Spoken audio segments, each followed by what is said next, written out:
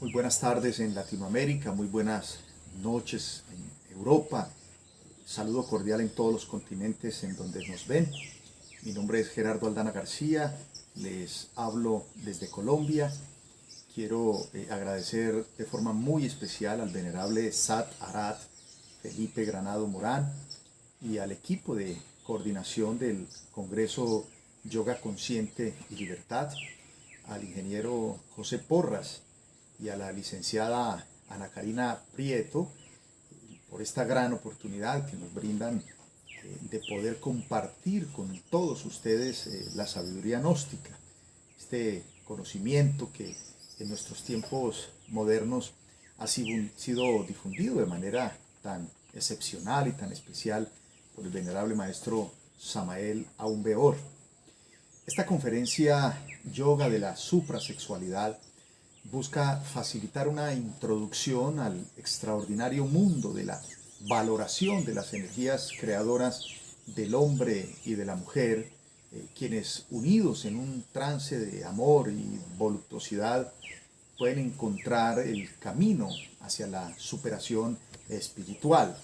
En principio debo destacar que las palabras y contextos utilizados en la presente conferencia son del ámbito de la doctrina gnóstica y todas estas palabras y estos contextos pues se expresan en el marco del mayor respeto por el pensamiento filosófico, religioso o científico de quienes puedan ver el video. Asimismo, mi intervención en este valioso congreso no compromete la integridad de ninguna institución y por el contrario, esta se hace de manera personal en mi condición de estudiante de esoterismo gnóstico. Para entrar en materia, a continuación procuraré hacer un rápido viaje al entorno del significado del fuego y su relación con la sexualidad del hombre y de la mujer, para resaltar el hondo significado que éste ha tenido en culturas de gran importancia a través de la historia de la humanidad. Seguidamente abordaré dos temas de gran sensibilidad, como son la suprasexualidad y la yoga sexual, procurando aterrizar en aspectos un tanto prácticos e ilustrativos de la forma que tiene la comunicación sexual trascendente entre el hombre y la mujer.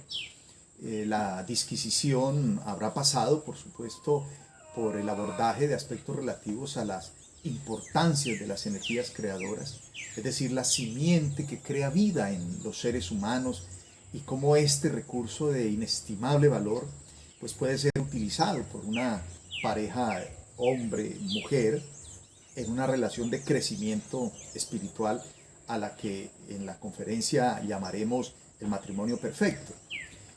Para terminar, pues voy a compartir con ustedes algunos mantras o palabras sagradas que al ser utilizadas en el trance amoroso, creando una música especial que coadyuva a impulsar el ascenso de las energías creadoras o del fuego del Kundalini a través de la columna vertebral hasta el cerebro y luego hacia el corazón.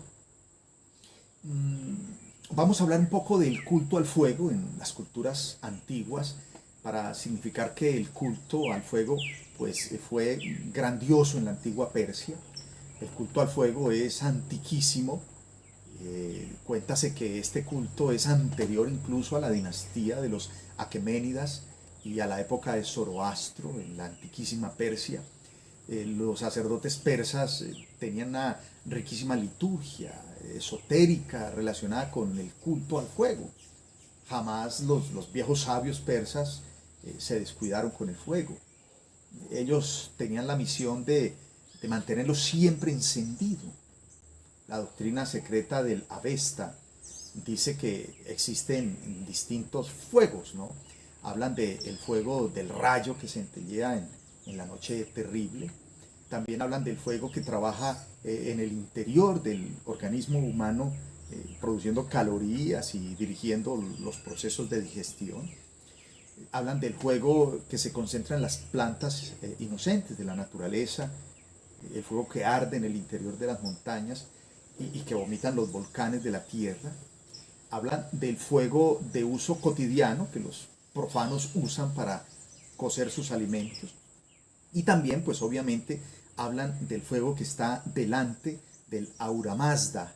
El Ahura Mazda como la deidad suprema del zoroastrismo, y que formaba este fuego una aureola sobre la cabeza de Ahura Mazda. Este en realidad era el fuego más extraordinario. Los persas decían que cuando el agua hirviendo se derrama o cuando se quema a algún ser viviente, en esos casos Dios hace cesar sus beneficios y muy benéficos efectos sobre el privilegio del pueblo. Por eso realmente el fuego tiene muchas modificaciones. Pero de todos los fuegos, el más poderoso es el que arde delante del Ahura Mazda, es decir, el logos solar, y formando su aureola divina. Ese es el fuego que resulta casualmente de la transformación o la transmutación de las secreciones sexuales, tanto en el hombre como en la mujer. Y es una transmutación que se da en el cosmos infinito. Ese fuego es el Kundalini también, conocido como la serpiente ígnea de los mágicos poderes, o el fuego del Kundalini. En realidad, decían los persas que era indispensable que este fuego nunca se apagara. Los sacerdotes persas cultivaban este fuego incluso en lugares completamente oscuros, en templos subterráneos y lugares secretos.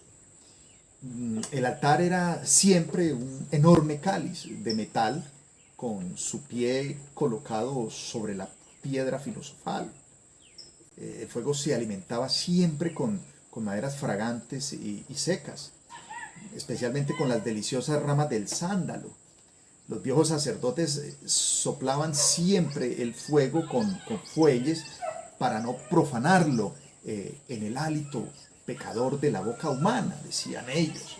Y de hecho había una leyenda acuñada que decía: llena tu cáliz con el vino sagrado de la luz. ¿Mm? Decían ellos en esos códices tan antiguos que el fuego viviente, secreto y filosofal arde dentro de tu propia tierra o piedra filosofal.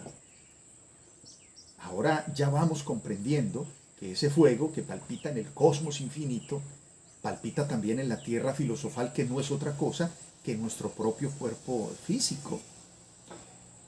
Se dice que 2 sacerdotes solían cuidar siempre el fuego, y he ahí el binario, una composición de una dupla, y cada uno de ellos usaba una tenaza para poner los trozos de madera y una cuchara para esparcir en él los perfumes.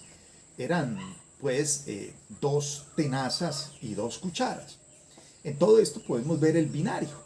Con ello se da a entender que solo el número 2 puede cuidar el fuego. Y es necesario que el hombre y la mujer en binario perfecto enciendan y cuiden el fuego divino del Ahura Mazda.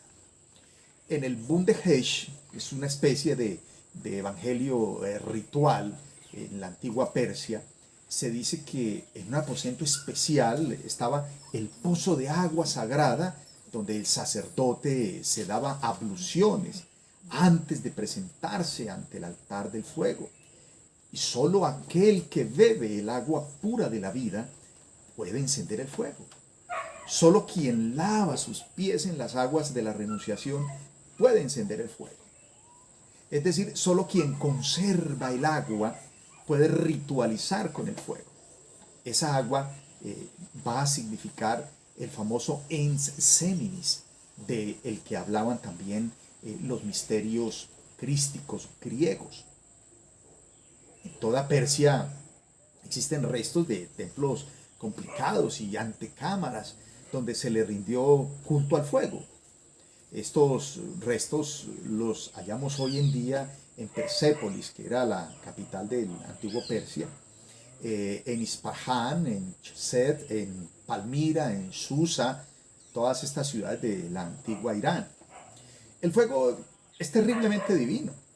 En las casas de aquellos que recorren la senda del matrimonio perfecto, ese matrimonio compuesto por hombre y mujer, que unidos tienen toda una comunicación muy edificante y que por sobre todo conservan las energías creadoras, pues en estos lugares y en estos hogares no debe faltar el fuego. Una candela encendida con profunda devoción equivale siempre a una oración y atrae entonces de lo alto un tremendo flujo de energía divina. Toda oración al Logos debe ir acompañada de fuego. Así la oración es más poderosa. Así que ha llegado la hora de volver al culto al fuego. Los gnósticos debieran salir a pasear a las montañas y allí, entre el seno profundo de la madre naturaleza, hacer hogueras, encender el fuego y orar y meditar. Así podemos atraer de lo alto poderosos flujos de energía divina que nos ayudan en la gran obra del Padre. El ser humano debe encender sus 49 fuegos por medio de la magia sexual. Esos 49 fuegos están asociados con 49 cámaras, 49 espacios, 49 intersticios que están dispuestos a lo largo de la columna vertebral en todos los seres humanos y que son centros magnéticos con un potencial de desarrollo espiritual inmenso. Cuando nuestros pensamientos sean ardientes, podremos crear como inefables dioses del cosmos. Pero cuando digo pensamientos ardientes es por la asociación con el fuego. Los dioses santos son verdaderos ministros del fuego. Los dioses santos son llamas de fuego que flamea efectivamente.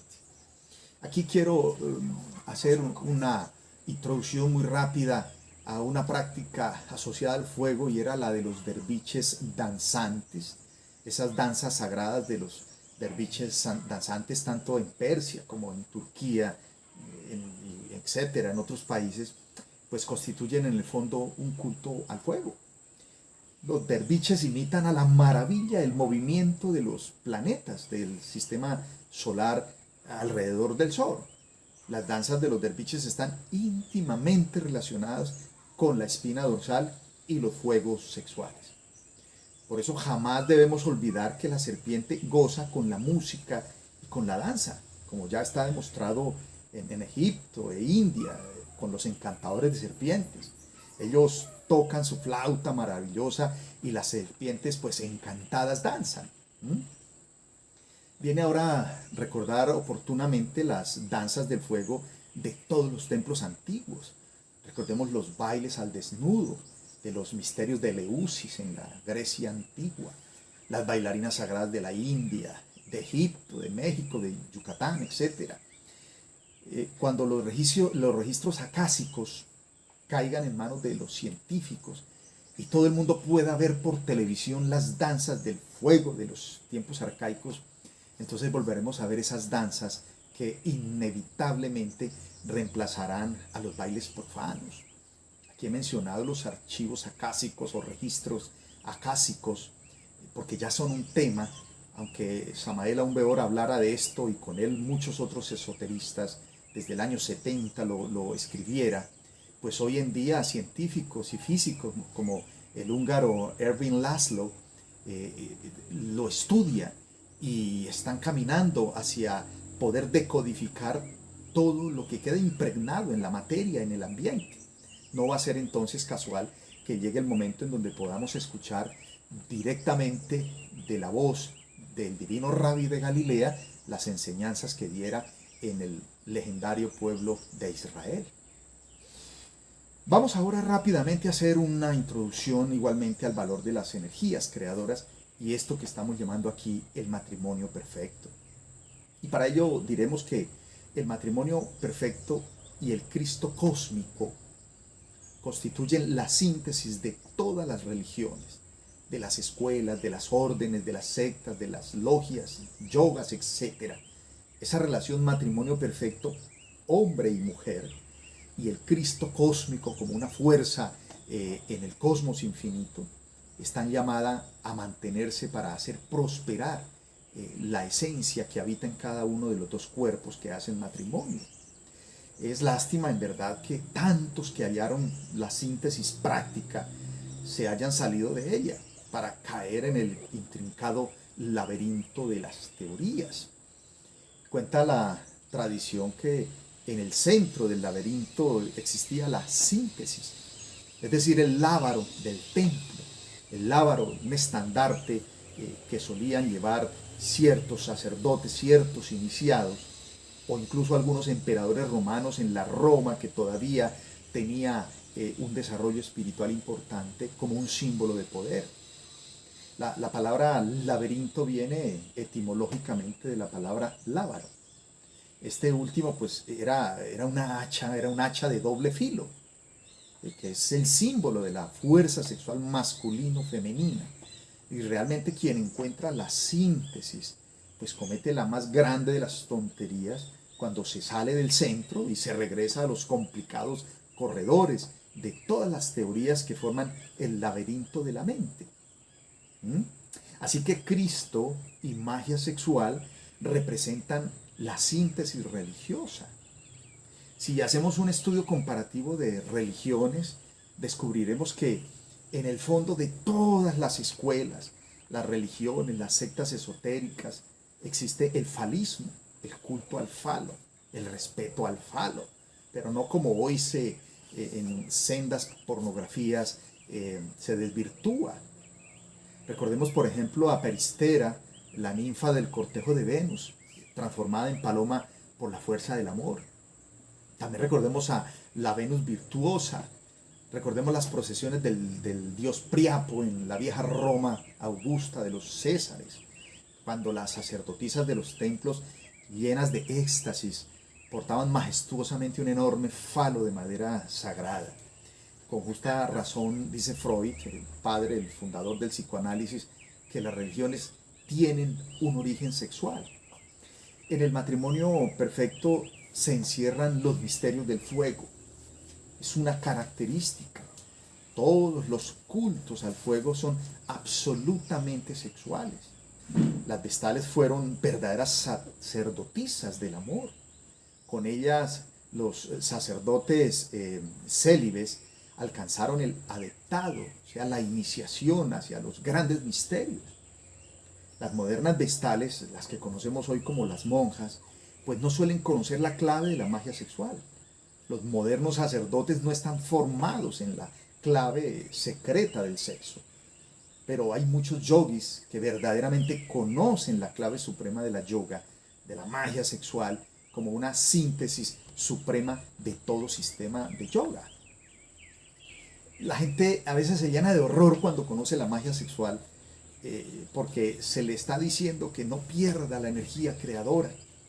Sin embargo, no se horrorizan cuando se entregan a tantos refinamientos sexuales y a todas otras pasiones carnales que efectivamente pueden significar o significan un degeneramiento de la propia especie humana.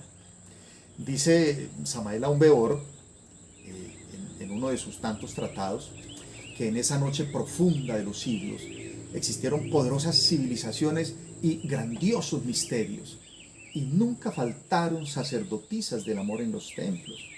Con ellas practicaron magia sexual aquellos que se volvieron maestros de la logia blanca. El maestro debe nacer dentro de nosotros con la magia sexual. Y aquí he dicho logia blanca, comprendiendo que hay una cohorte extraordinaria de seres profundamente evolucionados que han ido eliminando lo que se conoce como el ego, como el yo, como los defectos, como los pecados, y efectivamente a través de que han logrado que dentro de ellos nazca la fuerza Crestos cósmico, pues ingresan a ese selecto y reducido grupo de la logia blanca. Por allá en el país soleado de Ken, en el viejo Egipto de los faraones, quien divulgaba esto de la magia sexual, que también se llama el gran arcano, era condenado a pena de muerte. Se le cortaba la cabeza, se le arrancaba el corazón y sus cenizas eran arrojadas a los cuatro vientos. Es decir, que esto que hoy tranquilamente yo estoy divulgando acá, porque la misma benignidad de la ley divina y de la logia blanca lo permite para bien de la humanidad, hace 5000 y más años, era una razón para que se le quitara la vida, porque era el secreto verdaderamente, como lo sigue siendo, de la redención. Pero en el país, por ejemplo, de los aztecas, México, hombres y mujeres que aspiraban al adeptado, a la alta iniciación, permanecían tiempos enteros acariciándose, amándose y practicando magia sexual dentro de los patios de los templos.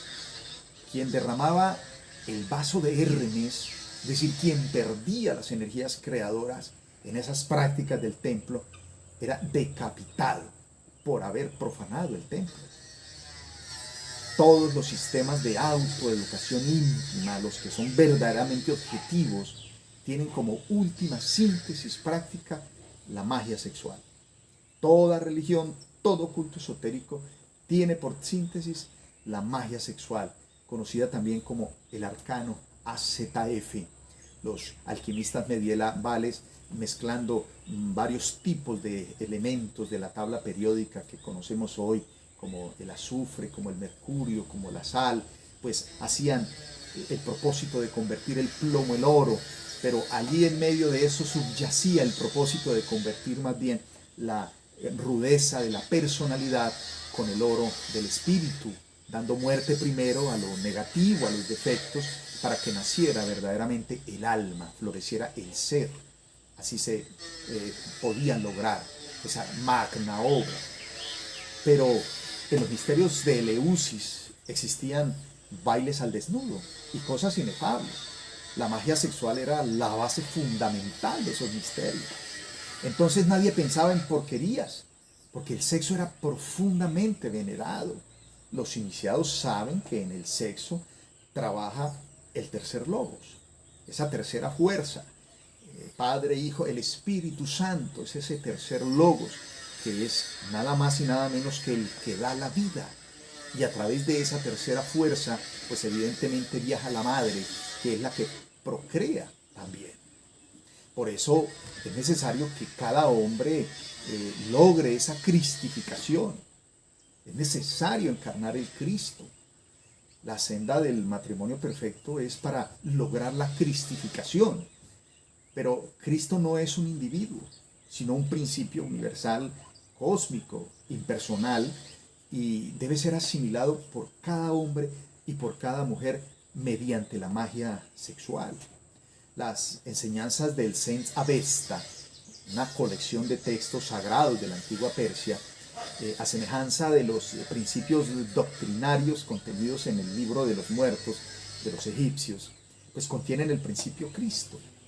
La Ilíada de Homero y la Biblia hebrea, así como los Edas germanos y los libros sibilinos de los romanos, pues contienen el mismo principio Cristo.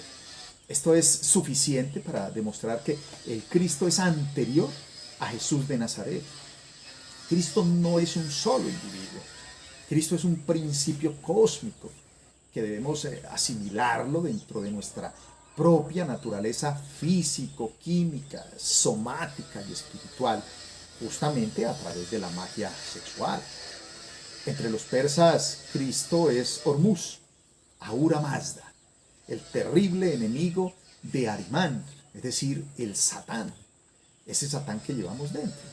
Entre los indostaníes es Krishna, él es el Cristo, y en el Evangelio de Krishna pues es muy semejante al de Jesús de Nazaret. Entre los egipcios, Cristo es Osiris, y todo aquel que lo encarna era de hecho un osirificado. Así como un hombre que encarna al Cristo está cristificado, pues entonces en el antiguo Egipto era osirificado, porque Osiris es el símil, pues ha encarnado esa fuerza Crestos que también Jesús de Nazaret encarnó. Entre los chinos es Fuji, el Cristo cósmico, quien compuso el I Ching, el libro de las leyes, y nombró ministros dragones. Eso es extraordinario, esta composición espiritual esotérica. Entre los griegos, el Cristo se llama Zeus, también Júpiter, que lo asumen en la mitología romana, y es el padre de los dioses. y entre los aztecas pues es Quetzalcóatl, el Cristo mexicano. Entre los edas germanos es Balder, el Cristo que fue asesinado por Oder, dios de la guerra, con una flecha de muérdago, etcétera. Así podríamos citar al Cristo cósmico en millares de libros arcaicos y viejas tradiciones que vienen de millones de años antes de Jesús. Todo esto nos invita a aceptar que Cristo es un principio cósmico contenido en los principios fundamentales y sustanciales de todas las religiones.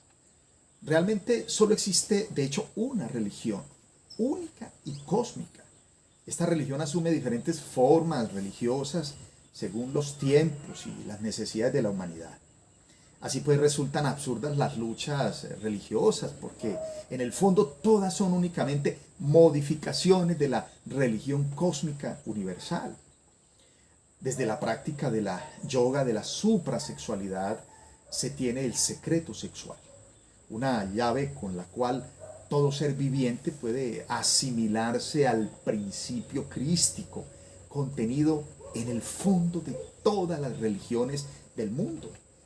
Por supuesto reconocemos a Jesús, Zeus, Júpiter como el nuevo superhombre que asimiló totalmente el principio Cristo y de hecho se convirtió en un hombre Dios, Jesús de Nazaret. Consideramos que nosotros debemos imitarlo. Él fue un hombre completo, un verdadero hombre en el sentido más completo de la palabra, pero mediante la magia sexual logró asimilarse absolutamente el principio Cristo universal y cósmico. Aquellos pocos bien comprensivos deben estudiar el Evangelio de Juan, capítulo 3, de los versículos que van desde el 1 hasta el 21, y allí encontrará el devoto del matrimonio perfecto, pura y legítima magia sexual enseñada por Jesús, ese diálogo que tiene Jesús con Nicodemo, versando sobre el segundo nacimiento, de cómo puede volver a nacer una persona y cómo debe hacerlo a través de unas aguas sagradas, sin duda las aguas creadoras. Bueno, es claro que la enseñanza está en clave, pero el entendido entenderá intuitivamente al leer este pasaje extraordinario de la Biblia hebrea, el mensaje que efectivamente el Salvador del mundo dejó allí escrito. La moderna humanidad ha cometido el error de separar al gran Maestro Jesús de todos sus antecesores, que como él también se cristificaron. Y esto, la verdad, ha perjudicado a la humanidad actual. Necesitamos comprender cada vez mejor que todas las religiones son únicamente una sola religión. Mire, María, la madre de Jesús, es la misma Isis, Juno, Demeter, Ceres, Maía, etc. La madre cósmica o Kundalini, fuego sexual, del cual nace el Cristo cósmico siempre. La María Magdalena es la misma Salambo, Matra, Ishtar, Astarte, Afrodita y Venus, con la cual tenemos que practicar magia sexual para despertar el fuego. Los mártires, los santos, vírgenes, ángeles y querubines, pues son los mismos dioses, semidioses, titanes, diosas, sílfides, los cíclopes, los mensajeros de los dioses en las mitologías paganas. Cambian de nombres.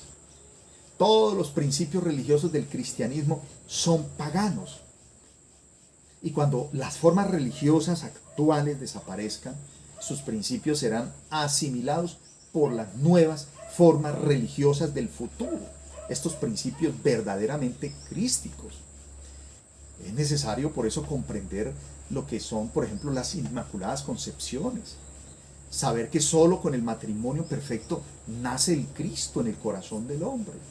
La inmaculada concepción no es el nacimiento, el advenimiento de una criatura sin que haya habido un contacto sexual. La inmaculada concepción es el nacimiento de Cristo en la estructura física del hombre y de la mujer a partir de la transformación de las aguas creadoras. Esa sí es una concepción inmaculada, porque debe estar desprovista de cualquier amenaza, o por lo menos de realidades de egos, de yoes, de vulgaridades. Esa operación extraordinaria, alquímica, nacer de las aguas creadoras, da esa concepción inmaculada Inmaculada es que no tiene mácula, que no tiene mancha. Por eso es importante, es urgente despertar el fuego del Kundalini o el fuego del Espíritu Santo para entonces encarnar el Cristo. Ahora, magia sexual se practica en el cristianismo esotérico, magia sexual se practica en el budismo zen, se practica entre los yogis iniciados, se practica entre los sufís maometanos. La magia sexual se practicó entre todos los colegios iniciáticos de Troya, de Egipto, de Roma, de Cartago, Eleusis. Magia sexual se practicó en los misterios mayas, aztecas, incas, druidas, etc. No es ni siquiera patrimonio de una región geográfica del planeta. La magia sexual y el Cristo, pues entonces son la síntesis de todo estudio esotérico, sea cual sea su nombre, cual sea su forma religiosa o sistema educacional. En el matrimonio perfecto se halla pues la suprema síntesis religiosa, pues Dios es amor y es sabiduría, y en el Cristo y en el sexo está la última síntesis de todas las logias, de las sectas, de los sistemas y todos los métodos de autorrealización íntima, tanto de Oriente, de Occidente, como de Norte o como de Sur. Ingresemos ahora un poco al campo de lo que se conoce como la suprasexualidad, entendiéndola que esta es el resultado de la transmutación de las energías creadoras, de la transmutación sexual. Cristo, Buda, Dante, Zoroastro, Mahoma, Hermes, Quetzalcóatl y muchos otros grandes maestros pues fueron suprasexuales. Supra, este prefijo indica que está sobre o más allá o arriba de esa sexualidad. Los dos grandes aspectos de la sexualidad se denominan generación y regeneración. Estudiando, por ejemplo, la vida de los animales, encontramos que hay animales a quienes se les corta una parte de su cuerpo, algunas serpientes, y ese cuerpo tiene la capacidad de regenerarse. Alguna lagartija se le corta la cola y vuelve y le crece, se regenera. Hay muchos gusanos de la tierra, gusanos del mar, que tienen esa enorme capacidad de regenerarse. Incluso el ser humano tiene la capacidad también de regenerar su piel. Pero todas estas capacidades de regeneración en estos seres vivientes son un poder que se obtiene a partir de las energías creadoras, es absolutamente sexual. De hecho, el hombre tiene el poder no solo de regenerarse, como en el ejemplo de la piel, sino de recrearse a sí mismo, volverse a crear. El hombre puede crear dentro de sí mismo al superhombre, pero no el superhombre del que hablaba Federico Nietzsche. No, este superhombre solo es posible utilizando sabiamente el poder sexual.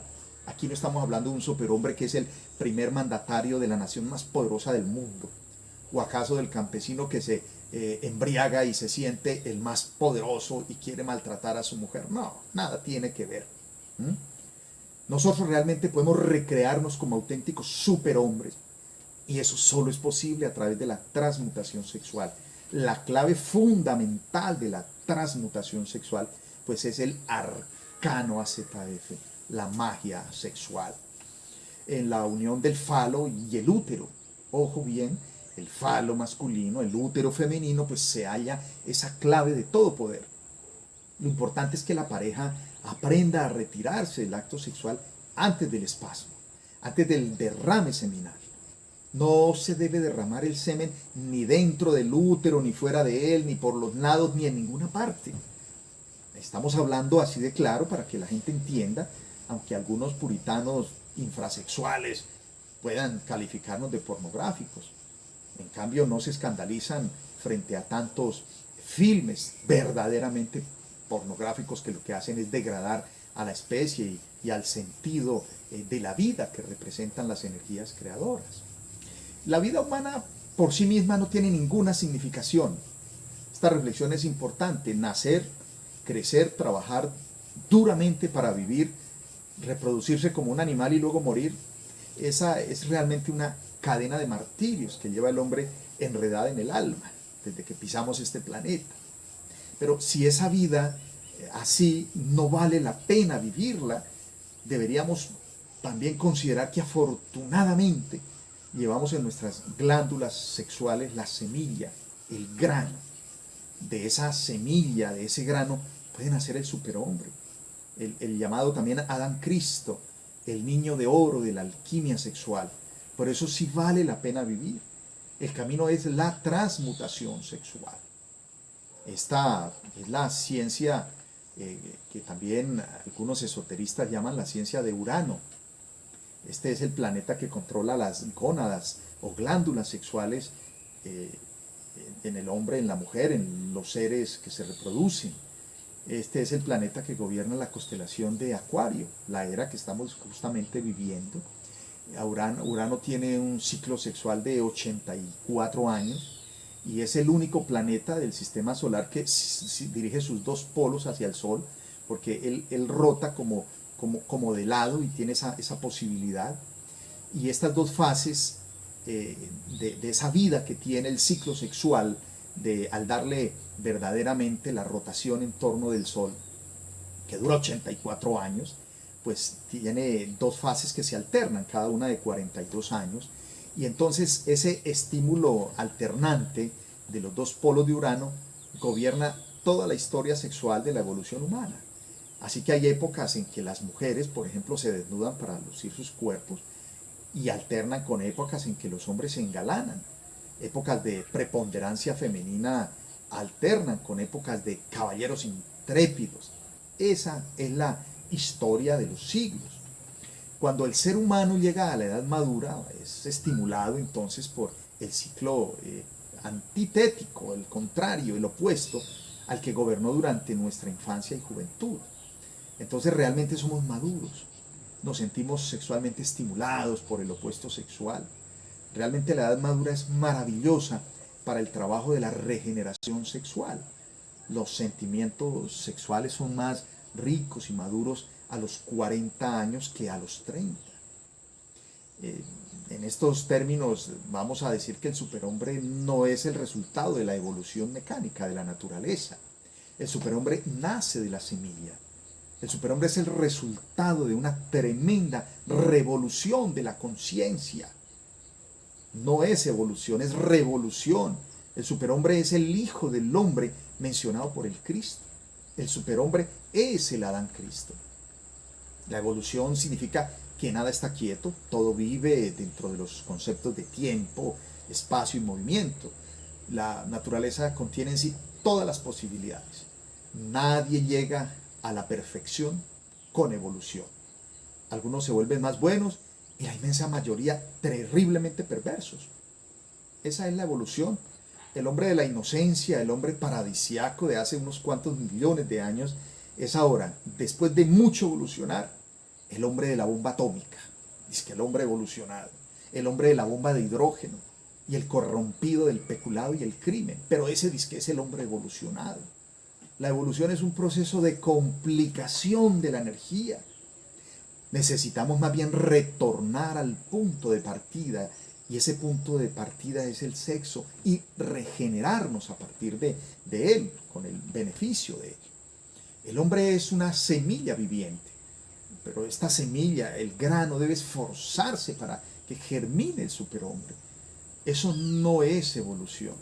En cambio, es una tremenda revolución de la conciencia. Con justa razón dijo el Cristo: y como Moisés levantó la serpiente en el desierto, así es necesario que el Hijo del Hombre sea levantado. El Hijo del Hombre es el Adán Cristo, el superhombre, levantado de entre sus propias energías creadoras. Con la transmutación sexual nos regeneramos absolutamente. A la edad del éxtasis sexual precede siempre la edad del gozo sexual. La misma energía que produce el goce sexual, cuando se transmuta, produce entonces el éxtasis sexual. Una cosa es el goce y otra cosa es el éxtasis. La lámpara del ermitaño, del arcano número 9, recordarán en el tarot egipcio, por ejemplo, y en varias barajas, normalmente se halla encerrada esa lámpara del ermitaño entre las profundas cavernas de los órganos sexuales, y esta debe ser colocada dentro de la torre del templo. Esa torre es el cerebro. Entonces quedamos iluminados. Ese es el camino realmente positivo que nos convierte en maestros del shamadhi, samadhi o éxtasis, cuando las energías ascienden y llegan hasta el cerebro.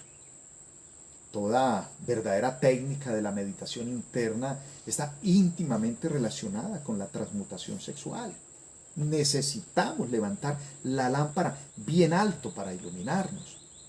Todo pichón de alquimista, todo neófito alquimista, después de haber sido coronado, es decir, que ha ascendido sus fuegos, se va alejando poco a poco del acto sexual. Digamos, el connubio secreto se va distanciando cada vez más, de acuerdo con ciertos ritmos cósmicos, marcados con el gong oriental, para indicar una pausa. Así es como se subliman las energías sexuales, hasta transmutarse absolutamente para producir el éxtasis continuo. Así que este neófito de la alquimia, que en precedentes reencarnaciones trabajó en el Ministerio del Fuego, realiza este trabajo de laboratorio sexual en un tiempo relativamente corto, porque tiene un adelanto. Pero aquellos que por primera vez trabajan en la gran obra necesitan por lo menos 20 años de trabajo muy intenso y 20 para irse retirando muy lentamente del trabajo del laboratorio. Digo que esto de la magia sexual es un tema de un laboratorio. Total, 40 años para realizar todo el trabajo. Cuando el alquimista derrama el vaso de Hermes, recordemos el vaso de Hermes que lo transportaba el Hermes para las bebidas espirituosas que elevaban el espíritu a los dioses. Este vaso de Hermes que contiene también las energías creadoras del hombre y de la mujer. Cuando es derramada, se apaga el hornillo del laboratorio, el hornillo que utilizaba el alquimista medieval. Y entonces se pierde todo el trabajo, lo sabemos, si no hay fuego, pues entonces ya no hay vida, no hay posibilidad. Así que el nacimiento del superhombre es un problema absolutamente sexual. Necesitamos saber nuevamente que necesitamos nacer por segunda vez para poder entrar en el reino de los cielos.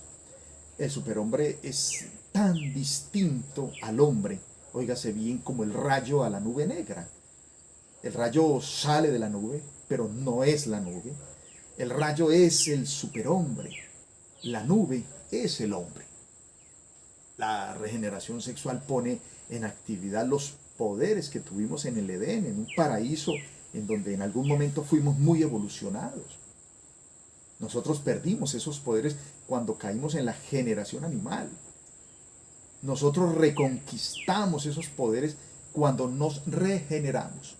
Así como el gusano puede regenerar su cuerpo y la lagartija su cola, pues así también nosotros podemos regenerar los poderes perdidos para resplandecer nuevamente como dioses. Sí, como dioses. Las energías sexuales ya transmutadas en el Adán Cristo, pues resplandecen con la blancura inmaculada de la divinidad. Esas energías parecen entonces como terribles rayos divinos. Entremos ahora un poco hacia el tema de la yoga sexual y recordemos que en la India existen 3 clases de tantrismos, entendido el tantrismo como la práctica de la sexualidad con ciertos matices. Un primer tantrismo llamado tantrismo blanco, segundo tantrismo negro y tercero un tantrismo gris. En el tantrismo blanco se practica la magia sexual sin derramar el semen masculino y femenino. En el tantrismo negro existe el derrame de esta energía, de esta simiente, y en el tantrismo gris se derrama y no se derrama. A veces lo derraman, a veces no, pero este género de tantrismo conduce al devoto hacia el tantrismo negro, es decir, es degenerativo. En el Indostán es conocida la magia sexual con el término de Maituna. También se le conoce como el Ursvaretas Yoga, y quienes la practican se denominan Ursvaretas Yogis. En todas las escuelas de yoga verdaderamente serias y responsables se practica en forma demasiado secreta la magia sexual. Cuando una pareja de yogines, hombre y mujer, se hallan bien preparados, son llevados a un lugar secreto donde se les instruye sobre el Maituna, sobre la magia sexual. Las parejas entonces se unen sexualmente para trabajar en la gran obra bajo la vigilancia de un gurú, de un maestro. El hombre sentado en el suelo sobre una alfombra en actitud búdica, con las piernas cruzadas al estilo oriental, entra en contacto sexual con la mujer. Ella se sienta sobre las piernas del varón, en tal forma que con sus piernas envuelve el tronco del varón. Es claro que al sentarse sobre él se absorbe luego el falo. Así el hombre y la mujer se conectan sexualmente. Las parejas de yoginis permanecen en este estado horas enteras sin derramar el semen. Es obligación del yogui no pensar cuando se halla en la práctica de la magia sexual. Ambos, hombre y mujer, pues se hallan en estado de éxtasis en esos momentos. La pareja se encuentra así profundamente enamorada y las energías creadoras pues suben victoriosas por entre sus respectivos canales hasta el cáliz del cerebro, ¿no? El deseo animal es rechazado, indudablemente, y luego se retiran del acto las parejas sin haber derramado sus energías creadoras. Esta forma de practicar la magia sexual al estilo oriental resultaría muy incómoda para la gente occidental, empero es recomendable para aquellas personas que no logran frenar el acto para evitar el derrame del vaso de Hermes. Con esta práctica pueden entrenarse sexualmente los gnósticos y aprender así a frenar y evitar el derrame de la energía. Las parejas gnósticas no necesitan la vigilancia física de ningún maestro, pero sí podrían invocar a los maestros del astral para que las ayudaran. En todo caso, la pareja debe estar sola, ¿sí? Ahora, es necesario que durante la práctica de la magia sexual no exista el deseo animal, lo ratificamos. Hay que recordar que ese deseo es diabólico. El yo es el deseo. El yo es diabólico. Y donde existe el deseo, pues no puede existir el amor, porque el amor y el deseo son incompatibles. Es necesario saber que el deseo produce un engaño. Quien desea cree estar enamorado, ¿sí? Y cuando se casan y encuentran la terrible realidad, entonces se detestan, porque han caído, entre otras cosas, en la rutina de la pérdida de la energía creadora. El deseo es el que ha gobernado esa relación y para nada ha anidado el amor. Y entonces viene la horrible realidad después de consumado el acto y satisfecho el deseo, pues vienen a demostrarse claramente que las parejas fueron víctimas de un engaño. Creíamos estar enamorados y realmente pues no lo estábamos, ¿no? En todo caso, conquistar el amor es una tarea difícil. El hombre todavía no sabe qué es amor, ¿de acuerdo? A veces cuando se pierde a la esposa que se ama, el hombre puede incluso llegar a matarla, porque dices que yo la amo. No, si la amara le daría la bendición y le diría, bueno, pues si ya no quieres estar más conmigo y eres feliz con este nuevo hombre, en fin, pues bendito sea. Esa sí sería una manifestación de amor verdaderamente. Pero hay que disolver ese horrible espectro que continúa dentro de nosotros, incluso después de la muerte, el que se llama el yo, el defecto, el deseo, que es contrario al amor. Es necesario destacar que actualmente el ser humano solo tiene encarnado un embrión de alma, le llaman los hindúes Buddhata, y este lanza a veces algunos destellos de amor. La madre que adora a su hijo pues es un buen ejemplo de eso que se llama amor. El embrión del alma puede robustecerse con la llama bendita del amor. El amor robustece el embrión del alma. Cuando el embrión se robustece, entonces logramos la encarnación del alma. Bueno, en realidad hasta aquí vamos a cerrar con la conferencia, con un mensaje muy especial a los hombres y mujeres que debemos ser invitados todos al amor, a seguir las huellas de aquellos pocos que en el mundo han sabido amar. Los dioses y las diosas se aman entre el encanto nupcial del paraíso, y dichosos los seres que se aman verdaderamente, porque solo el amor puede convertirnos en dioses. voy a compartir con ustedes algunos mantras de la magia sexual que se pueden practicar durante el trance sexual del hombre y la mujer, cuya condición fundamental siempre es un solo hombre, una sola mujer, y la misma, no andarla cambiando. De hecho, dentro de los protocolos complejísimos que tiene esto de la magia sexual está el no adulterar, y esa adulteración se produce cuando estos fluidos que se están intercambiando son invadidos por otra fuerza externa, otra mujer u otro hombre. Allí entonces el equilibrio se ha roto. Hay un mantra que es el mantra I-A-O, que se pronuncia en el trance sexual, alargando cada una de las vocales de la siguiente manera.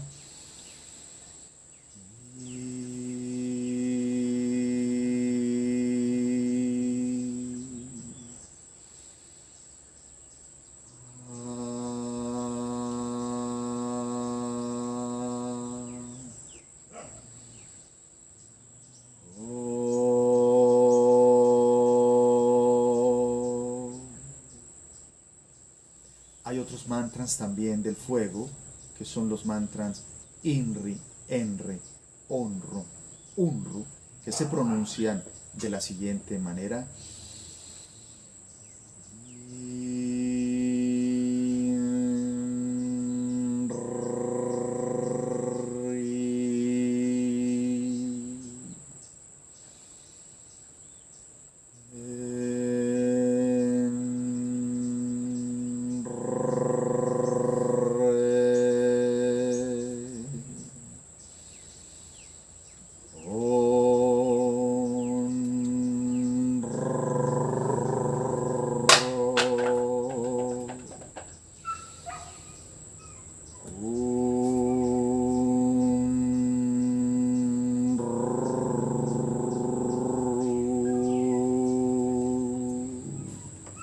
Por supuesto, hay muchos más mantras de la magia sexual. Podemos dar apenas esta introducción. Estamos de todas maneras en condiciones de poder colaborar, facilitar la mayor información que se requiera. A todos ustedes muchas gracias por su atención, y como decimos en los estudios gnósticos a todos nuestros hermanos, paz en el alma, paz inverencial.